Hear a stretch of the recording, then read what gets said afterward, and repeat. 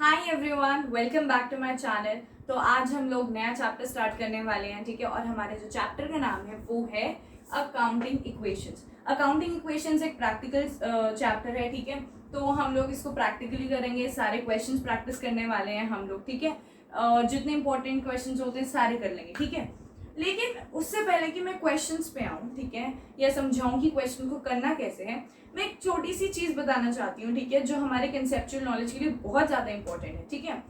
वो है this. Now this equation assets is equal to liabilities plus capital. ये तो अकाउंटिंग इक्वेशन जब हम क्वेश्चंस करेंगे हमें ये चीज तो याद रखनी है, ठीक है। बट ऐसा क्यों है, क्यों हमारी एसेट्स लायबिलिटीज प्लस कैपिटल के इक्वल आती है? I want to tell you this also, ठीक है।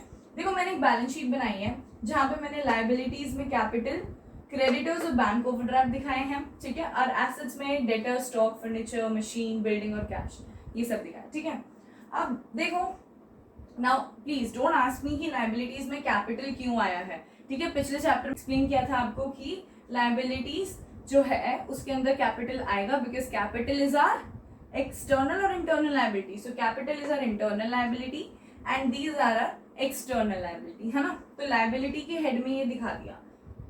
अब आप देखो, आप ये देखोगे कि एसेट्स जो हैं वो लायबिलिटीज के इक्वल आ रहे हैं, है ना, 1 लाख के इक्वल आ रहे हैं, ठीक है। बट ऐसा क्यों आ रहा है? क्योंकि जो हमने पैसा चाहे बाहर के थ्रू मंगवाया हो, चाहे वो इंटरनल सोर्स के थ्रू मंगवाया हो, उस पैसे को यूज करके ही तो हम लोग एसेट्स खरीदेंगे ना। उस पैसे को यूज करके ही तो हम लोग डेटर्स को पे ऑफ करेंगे हमारे, उसको ही तो यूज करके मशीनरी, फर्नीचर, जो भी है ये सारी चीजें खरीदेंगे, बिल्डिंग, ठीक है। तो हम लोगों को ये पता होना चाहिए कि हमारी एसेट्स हमारी कंपनी में हमारे उन फंड्स, उन पैसों की वजह से ही आता है, क्योंकि पैसे हमें कहाँ से मिल रहे हैं? थ्रू दिस कॉलम, लायबिलिटीज से हम उठा रहे हैं, है ना। दो वो हमारी लायबिलिटीज हैं, लेकिन कैपिटल हमें हमारा ओनर देता है।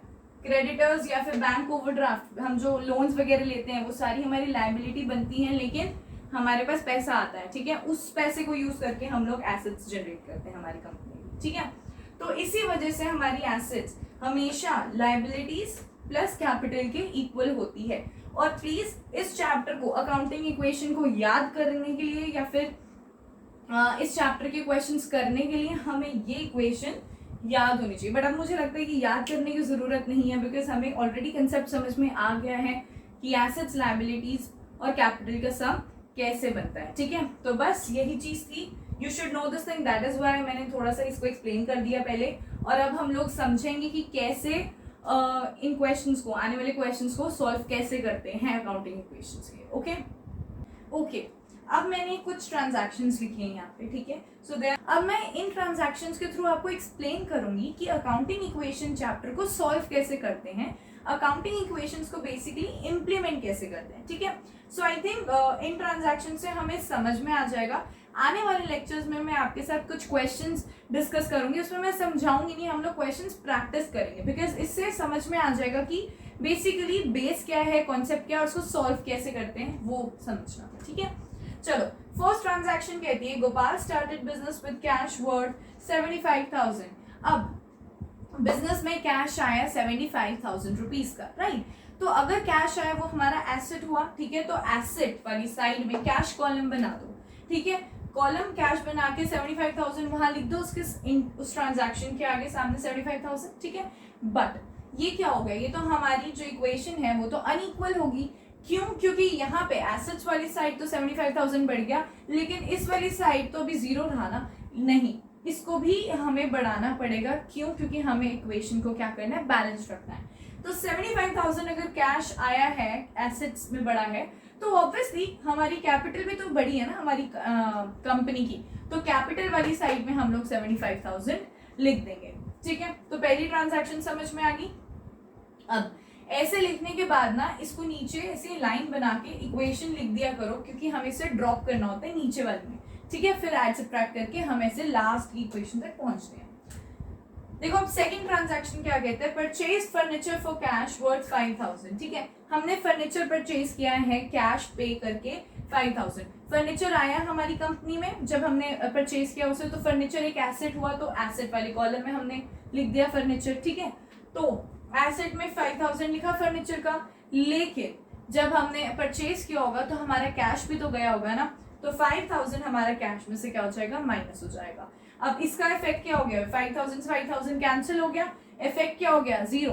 ना एसेट साइड बढ़ा ना लायबिलिटीज वाला साइड बढ़ा, ठीक है, तो इफेक्ट इज जीरो। सो इससे भी आप क्रॉस चेक कर सकते हो कि क्या आपकी ट्रांजैक्शन की जो आप अकाउंटिंग इक्वेशन कर रहे हो क्या वो ठीक कर रहे हो या नहीं कर रहे हो, ठीक है। So this is where you can cross check. Okay, और एक और चीज बतानी है कि आपने ये दोनों चीज ट्रांजैक्शंस को देखी, एक चीज ऑब्जर्व किया होगा कि दो जगह इफेक्ट होता है। तो ये याद रखना, जब भी हम कोई ट्रांजैक्शन करते हैं ना, डबल एंट्री सिस्टम के अनुसार, according to double entry system, हमें जो हमारी ट्रांजैक्शन होता है उसका ड्यूअल इफेक्ट दिखाना होता है, दो जगह इफेक्ट दिखाना होता है। जैसे कि पहली वाली में भी हमने कैश बढ़ाया 75,000 का, तो दूसरा इफेक्ट हमें करना पड़ा, कैपिटल बढ़ाया, ठीक है। ऐसे यहाँ पे जब हमने फर्नीचर परचेज किया कैश को देके, तो यहाँ पे भी डबल इफेक्ट करा, ड्यूअल इफेक्ट हुआ, ये हमें फॉलो करना पड़ेगा, बिकॉज हमारा अकाउंट्स का प्रिंसिपल कहता है कि you have to follow the dual entry system. दो ये आगे चैप्टर 8 में आएगा। Okay, the third one says purchased goods for cash 10,000 की, ठीक है। अब जब गुड्स हमने परचेज किया है कैश दे के, ठीक है, तो गुड्स इज आर एसेट, है ना, तो एसेट में स्टॉक शो कर दो 10,000 का। अगर आप एक जगह इफेक्ट शो करोगे तो दूसरी जगह भी आपको शो करना पड़ेगा। थिंक अबाउट इट, कैश गया ना आपका, तो आप अपनी एसेट्स में से कैश वाले कॉलम में से 10,000 माइनस कर दो, इसका इफेक्ट क्या हो गया, जीरो हो गया। उस वाली साइड आपको नहीं इफेक्ट करना पड़ा, तो हमारी इक्वेशन भी बैलेंस रही और डबल एंट्री भी होगी, है ना। तो ये चीज ध्यान रखो। तो ये आगे बढ़ते चलना, ये चीज देखिए कि हाँ अब हम ठीक कर रहे हैं। अगली ट्रांजैक्शन कहती है purchase goods on credit worth 5,000, ठीक है। अब देखो आप लोग गुड्स परचेज कर रहे हो क्रेडिट पे, क्रेडिट पे परचेज करना मतलब हमारी लायबिलिटी बढ़ गई क्योंकि हमारे क्रेडिटर्स बढ़ गए, राइट, यही होता ना मतलब। तो हमारा लायबिलिटीज में क्रेडिटर्स बढ़ गए कितने, 5,000, तो 5,000 क्रेडिटर्स में शो करो, लेकिन अब तो ये अनबैलेंस्ड होगी, इसका डबल इफेक्ट होना चाहिए, और वो कहाँ होना चाहिए, या तो उधर माइनस करो या फिर यहाँ पे एसेट्स में शो करो। तो आप खुद सोचो, अगर आप परचेज कर रहे हो गुड्स ऑन क्रेडिट, गुड्स तो बढ़ रहे हैं, स्टॉक तो बढ़ रहा है, तो एसेट्स वाली साइड में क्या हो जाएगा, 5,000 ऐड हो जाएगा, ठीक है, समझ में आ रहा है। उसके बाद अब इक्वेशन लिख दोगे नीचे उसको ड्रॉप करके। फिफ्थ कहती है goods costing 12,000 sold for 15,000, goods जो हैं वो कॉस्ट कर रहे हैं 12,000, सेल कर रहे हो आप 15,000 की, ठीक है। तो आप खुद सोचो 12,000 का कॉस्ट कर रहा है, तो 12,000 स्टॉक में से माइनस होना चाहिए, है ना, क्योंकि वो गया, तो स्टॉक में से 12,000 माइनस हो गया। 15,000 का सेल किया है तो 15,000 कैश आएगा भी तो सही, तो कैश में 15,000 शो कर दिया।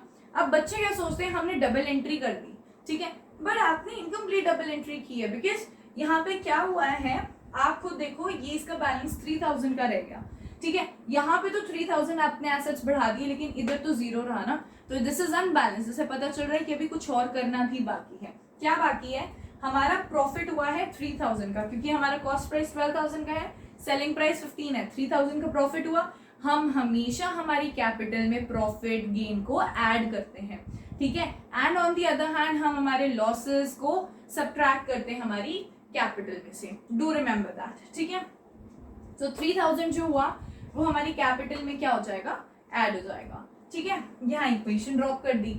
अब अगला कहता है पेड 1,000 फॉर रेंट, आपने 1,000 रुपीज पे करे हैं रेंट के तौर पे, it is an expense for the company, ठीक है। तो पहले खुद सोचो, एक्सपेंस है तो कैपिटल में से माइनस होना चाहिए, 1,000 रुपीज इसमें से माइनस करें, एंड पैसा भी तो जा रहा है ना, कैश भी तो जा रहा है, तो एसेट्स में से कैश वाली जगह से माइनस कर दो 1,000 रुपीज, ठीक है।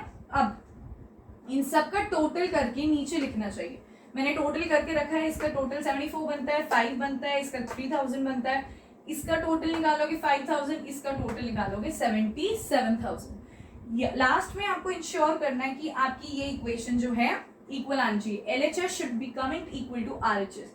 अगर नहीं आता तो मतलब हमने कुछ गलती की है, लेकिन अगर आ जाता है तो हम 99% श्योरिटी से कह सकते हैं कि हमारी अकाउंटिंग इक्वेशन क्या होगी, सही होगी, ठीक है।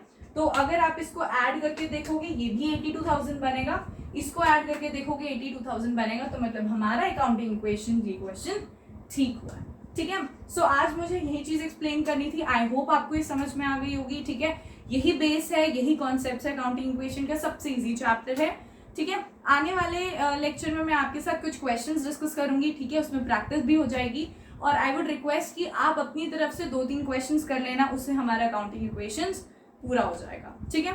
सो अगर आपको ये पसंद आते हैं so please like it, share it with your friends, relatives and to whom you can, and also please subscribe it ताकि आप नोटिफाई होते रहो। Okay, so till then take care, bye bye.